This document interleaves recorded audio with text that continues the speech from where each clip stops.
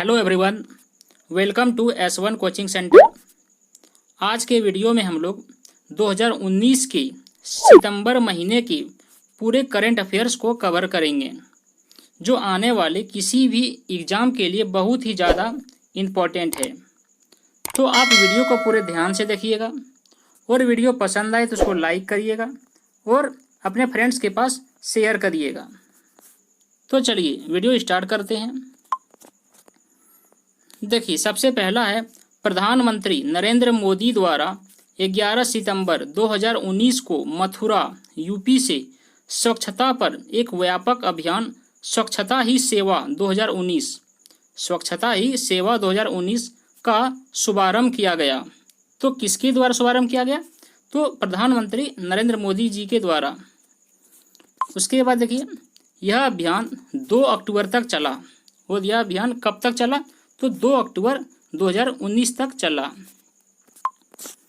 अगला है देश के पहले केंद्रीय पुलिस विश्वविद्यालय। देश के पहले केंद्रीय पुलिस विद्यालय की स्थापना ग्रेटर नोएडा, जो यूपी में है, की जाएगी। तो देश के पहले केंद्रीय पुलिस विश्वविद्यालय की स्थापना कहाँ पर किया जाएगा? तो नोएडा में, जो उत्तर प्रदेश राज्य में है। अगला है कि पश्चिम बंगाल विधानसभा ने मॉब लिंचिंग पर रोक लगाने के लिए बिल पारित किया। तो मॉब लिंचिंग पर रोक लगाने के लिए जो बिल पारित किया, तो कौन सा स्टेट ने किया? वो पश्चिम बंगाल राज्य ने किया, ये याद रखें। उसके बाद देखिए, पश्चिम बंगाल के मुख्यमंत्री कौन है? तो है सुश्री ममता बनर्जी और वहाँ के राज्यपाल हैं श्री जगदीश धनखड़। तो आप ये भी याद रखें। अगला देखिए, 29 अगस्त 2019 को प्रधानमंत्री नरेंद्र मोदी द्वारा फिट इंडिया मूवमेंट की शुरुआत नई दिल्ली से की गई। तो फिट इंडिया मूवमेंट की शुरुआत कहाँ पर की गई? तो नई दिल्ली में की गई। किसके द्वारा किया गया? तो प्रधानमंत्री नरेंद्र मोदी जी के द्वारा किया गया। उसके बाद देखिए, फिट इंडिया मूवमेंट को बढ़ावा देने के लिए मेघालय सरकार ने walk to work one Wednesday, fit India movement को और भी बढ़ावा देने के लिए मेघालय सरकार ने walk to work one Wednesday नामक की पहल शुरुआत की। उसके बाद भारतीय वायुसेना ने कारगिल से कोहिमा, मतलब कारगिल से Kohima K2K ultra marathon glory run को रवाना किया। तो किसने किया? वो किया भारतीय वायुसेना ने। कंफ्यूज नहीं करना है। भारतीय वायुसेना ने कारगिल से कोहिमा तक अल्ट्रा मैराथन ग्लोरी रन को रवाना किया, जिसका उद्देश्य फिट इंडिया मूवमेंट को बढ़ावा देना, पैदल यात्रा की सुरक्षा एवं शहीदों को श्रद्धांजलि देना है। उसके बाद है कि हिमाचल प्रदेश विधानसभा ने धर्मांतरण के विरुद्ध बिल पेश किया, जिसके तहत 5 वर्ष तक की सजा दी जाएगी। तो धर्मांतरण के विरुद्ध जो बिल पास किया, कौन सा स्टेट ने किया? तो वो हिमाचल प्रदेश सरकार ने किया, ये याद रखें। उसके बाद याद रखें कि हिमाचल प्रदेश की राजधानी कहाँ है? तो वो है शिमला। हिमाचल प्रदेश की राजधानी कहाँ है? वो है शिमला। और यहाँ के मुख्यमंत्री कौन है? तो है जयराम ठाकुर। हिमाचल प्रदेश के मुख्यमंत्री कौन है? तो जयराम ठाकुर। और यहाँ के राज्यपाल कौन है? तो है बंडारू दत्तात्रेय। साथ में ये भी याद रखें। उसके बाद अगला देखिए, उत्तराखंड सरकार ने जिम कॉर्बेट टाइगर रिजर्व में स्पेशल टाइगर फोर्स की स्थापना करने की घोषणा की। तो उत्तराखंड सरकार ने जिम कॉर्बेट टाइगर रिजर्व में स्पेशल टाइगर फोर्स की स्थापना करने की घोषणा की। तो कहाँ के स्टेट ने? तो उत्तराखंड स्टेट ने। उसके बाद देखिए, उत्तराखंड की जो राजधानी है वो कहाँ है? तो है देहरादून। उत्तराखंड की राजधानी कहाँ है? वो है देहरादून। उसके बाद यहाँ का मुख्यमंत्री याद रखिए, यह त्रिवेंद्र सिंह रावत। और यहाँ के मुख्यमंत्री कौन है? तो वो है राज्यपाल कौन है? तो वह बेबी रानी मौर्य। उत्तराखंड के जो राज्यपाल है वो है बेबी रानी मौर्य। उसके बाद अगला देखिए, महिला उद्यमिता को बढ़ावा देने के उद्देश्य से केरल में भारत के पहले महिला व्यापारिक केंद्र की स्थापना की गई। महिला उद्यमिता को बढ़ावा देने के उद्देश्य से केरल में भारत के पहले महिला व्यापारिक केंद्र की स्थापना किया गया। तो महिला व्यापारी केंद्र का स्थापना कहाँ किया गया? तो केरल में। क्यों किया गया? तो महिला उद्यमिता को बढ़ावा देने के लिए, ये ध्यान रखें। उसके बाद है कि असम में राष्ट्रीय नागरिक रजिस्टर, नेशनल रजिस्टर सिटीजनशिप, राष्ट्रीय नागरिक रजिस्टर असम में की अंतिम सूची जारी की गई। कहाँ पर? तो असम में, जिसके तहत 3,11,00,000 लोगों को असम का नागरिक घोषित किया गया, जबकि 19,06,000 लोगों को गैर नागरिक घोषित किया गया। उसके बाद अगला देखिए, प्रधानमंत्री नरेंद्र मोदी ने साहिबगंज, जो कि झारखंड राज्य में है, में गंगा नदी पर बने देश का दूसरा मल्टी मॉडल का उद्घाटन किया।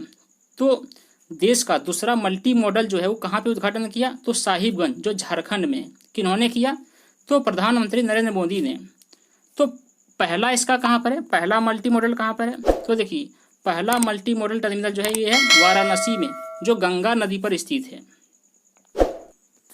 अगला देखिए, अगला है कि World Organisation for Animal Health ने भारत को एवियन इन्फ्लुएंजा H5N1, जिसको बर्ड फ्लू बोलते हैं, वायरस मुक्त घोषित किया।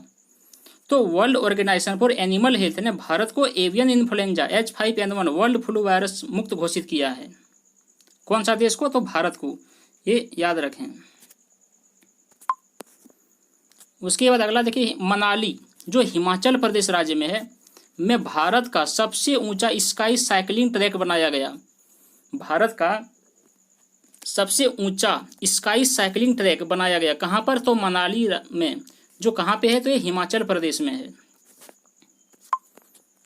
अगला देखिए, हाल ही में भोपाल मेट्रो रेल प्रोजेक्ट की आधारशिला रखी गई। इस परियोजना को भोज मेट्रो नाम दिया गया। तो कहाँ पर मेट्रो रेल की प्रोजेक्ट की आधारशिला रखी गई? तो भोपाल में। ये कहाँ पे है? तो MP मध्य प्रदेश राज्य में है। और इसका क्या नाम दिया गया? इसका नाम दिया गया भोज मेट्रो। चलिए आगे चलते हैं। अगला है मोती बाग। मोती बाग, जो एक डॉक्यूमेंट्री फिल्म को ऑस्कर 2020 के लिए नामांकित किया गया।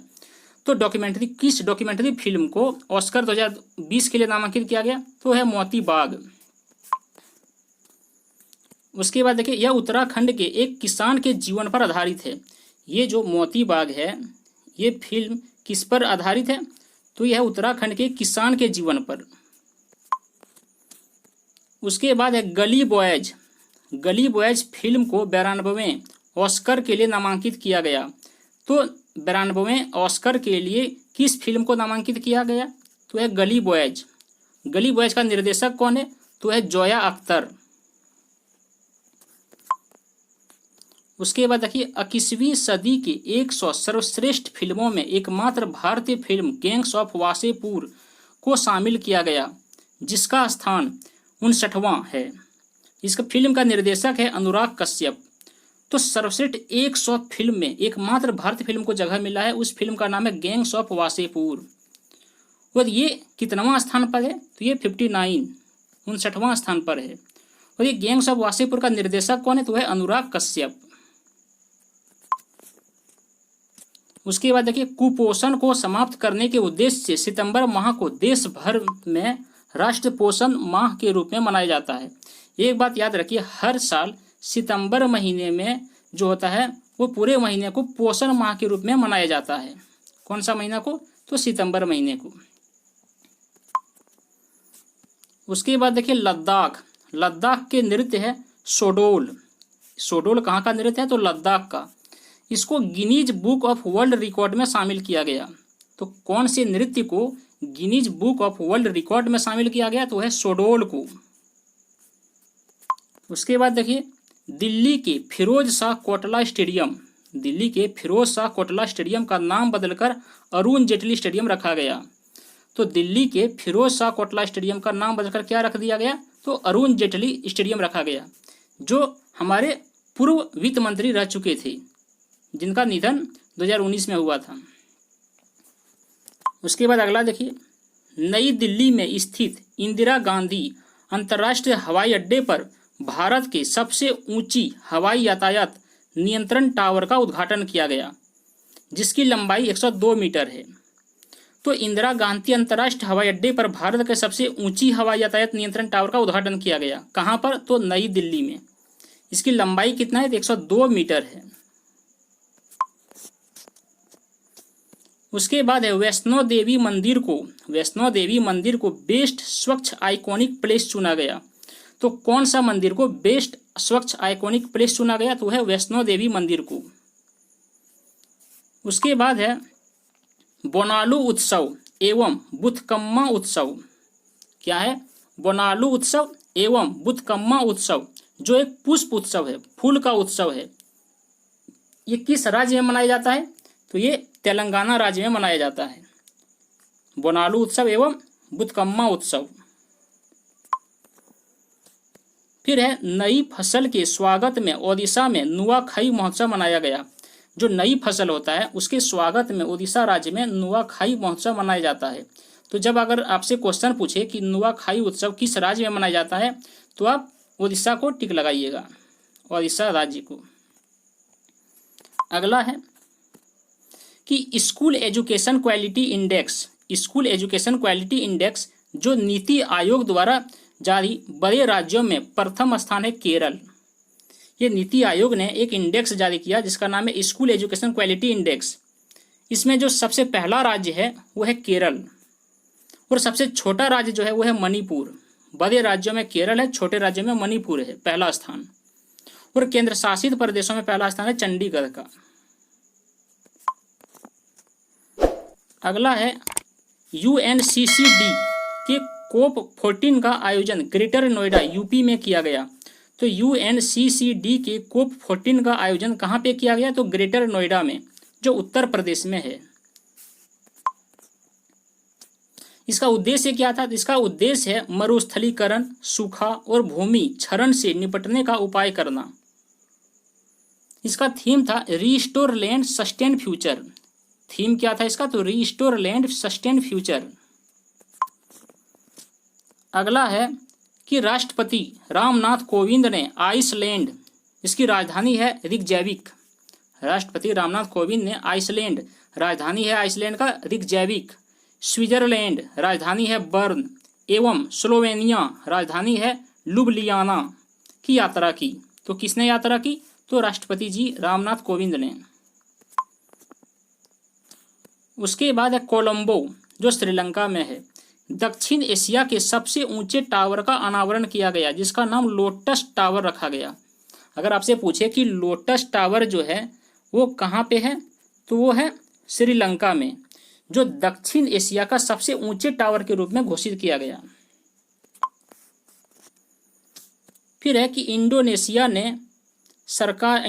की सरकार ने अपनी राजधानी जकार्ता को जलमग्न होने के खतरे के कारण बोर्नियो द्वीप के पूर्वी कालिमंतान प्रांत में स्थानांतरित करने का फैसला किया है। तो किसने? तो इंडोनेशिया सरकार ने। इंडोनेशिया की राजधानी कहाँ है? तो वह जकार्ता।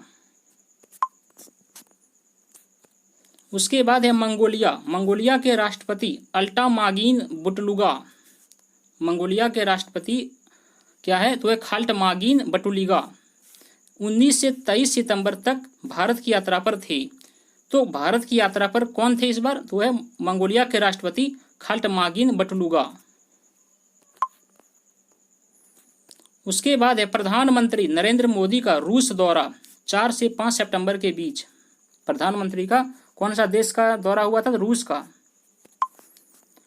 यहाँ पे क्या हुआ? तो 20वां भारत रूस वार्षिक शिखर सम्मेलन 2019 आयोजित हुआ। कितनावां? तो 20वां भारत रूस वार्षिक शिखर सम्मेलन 2019 आयोजित हुआ। इसमें दोनों देशों के मध्य रक्षा, वायु व समुद्री कनेक्टिविटी, ऊर्जा आदि क्षेत्रों में 15 समझौते हुए। अगर पूछे कि भारत और रूस के बीच में जो समझौता हुआ उसमें कितना समझौता हुआ, तो याद रखें 15 समझौता हुआ था। और इसमें किस किस क्षेत्रों में समझौता हुआ था? तो याद रखें रक्षा, वायु व समुद्री कनेक्टिविटी और ऊर्जा आदि क्षेत्रों में। अगला है प्रधानमंत्री नरेंद्र मोदी को रूस के सर्वोच्च राज सम्मान Order of Saint Andrew the Apostle से सम्मानित किया गया। तो अगर पूछे कि प्रधानमंत्री नरेंद्र मोदी को रूस के जो सर्वोच्च सम्मान है, राष्ट्रीय सम्मान है, क्या नाम है, Order of Saint Andrew the Apostle से सम्मानित किया गया है। फिर है प्रधानमंत्री नरेंद्र मोदी की यूएस यात्रा जो 21 से 27 सितंबर के बीच में था। तो क्या है, प्रधानमंत्री नरेंद्र मोदी की यूएस यात्रा जो 21 से 27 सितंबर तक था। फिर देखिए, प्रधानमंत्री ने न्यूयॉर्क स्थित संयुक्त राष्ट्र मुख्यालय में गांधी सोलर पार्क का उद्घाटन किया। कहाँ पे, तो गांधी सोलर पार्क का उद्घाटन कहाँ किया गया, तो न्यूयॉर्क में, जो संयुक्त राष्ट्र का मुख्यालय है। उसके बाद ह्यूस्टन यूएसए में हाउडी मोदी कार्यक्रम को नरेंद्र मोदी ने संबोधित किया। वहीं पे ह्यूस्टन यूएसए का ह्यूस्टन में हाउडी मोदी कार्यक्रम को नरेंद्र मोदी ने संबोधित किया गया। अगला है कि प्रधानमंत्री नरेंद्र मोदी को स्वच्छ भारत अभियान के लिए बिल एंड मेलिंडा फाउंडेशन द्वारा ग्लोबल गोलकीपर अवार्ड से सम्मानित किया गया। अगर पूछे कि मेलिंडा फाउंडेशन द्वारा ग्लोबल गोलकीपर अवार्ड से किसे सम्मानित किया गया, तो हमारे देश के प्रधानमंत्री नरेंद्र मोदी जी को दिया गया। किस लिए, तो स्वच्छ भारत अभियान के लिए दिया गया। अगला है प्रधानमंत्री नरेंद्र मोदी ने न्यूयॉर्क में आयोजित 74वें यूएन जलवायु कार्रवाई सम्मेलन 2019 को संबोधित किया। फिर सतत शिक्षा पर पहला अंतर्राष्ट्रीय सम्मेलन नई दिल्ली में आयोजित किया गया। तो सतत शिक्षा पर पहला अंतर्राष्ट्रीय सम्मेलन कहाँ पे आयोजित किया गया, तो नई दिल्ली में। अगला है कि ऊर्जा दक्षता पर अंतर्राष्ट्रीय सम्मेलन आंगन जो नई दिल्ली में आयोजित किया गया। तो ऊर्जा दक्षता पर अंतर्राष्ट्रीय सम्मेलन आंगन कहाँ पे आयोजित किया गया, तो नई दिल्ली में। फिर अंतर्राष्ट्रीय परमाणु ऊर्जा एजेंसी, क्या है, अंतर्राष्ट्रीय परमाणु ऊर्जा एजेंसी के जनरल कॉन्फ्रेंस का 63वां सत्र वियना में आयोजित किया गया। तो अंतर्राष्ट्रीय परमाणु ऊर्जा एजेंसी के जनरल कॉन्फ्रेंस का 63वां सम्मेलन कहाँ आयोजन किया गया, तो वियना में, जो ऑस्ट्रिया देश की राजधानी है, वियना। अगला है बेल्ट एंड रोड परियोजना। बेल्ट एंड रोड परियोजना जो बीजिंग से चीन के बीच में बना, में इराक के प्रधानमंत्री अब्दुल महादी में शामिल होने की घोषणा की। तो बेल्ट एंड रोड परियोजना जो बीजिंग से चीन के बीच में है, तो इराक के प्रधानमंत्री अब्दुल हामिद ने शामिल होने की घोषणा की थी।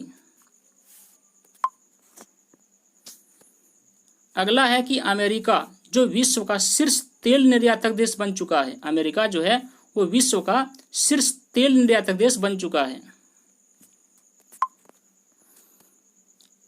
उसके बाद है थाईलैंड प्लेन सिगरेट पैकेजिंग लागू करने वाला विश्व का प्रथम देश बन गया।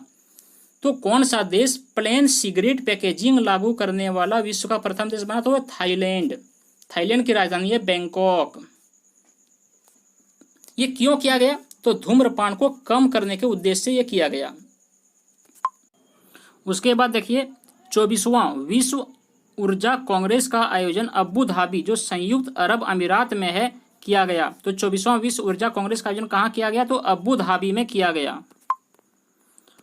अगला है दक्षिण पूर्व एशिया का सबसे बड़ा सौर ऊर्जा फोरम वियतनाम में स्थापित किया गया। तो दक्षिण पूर्व एशिया का सबसे बड़ा सौर ऊर्जा फोरम कहाँ किया गया, तो वियतनाम में स्थापित किया गया। फिर है सऊदी अरब ने अपने अर्थव्यवस्था को तेल व्यापार से अलग करने के लिए पहली बार पर्यटक वीजा देने की घोषणा की। तो कौन सा देश ने अपनी अर्थव्यवस्था को तेल व्यापार से अलग करने के लिए पहली बार पर्यटक वीजा देने की घोषणा किया, तो सऊदी अरब देश ने।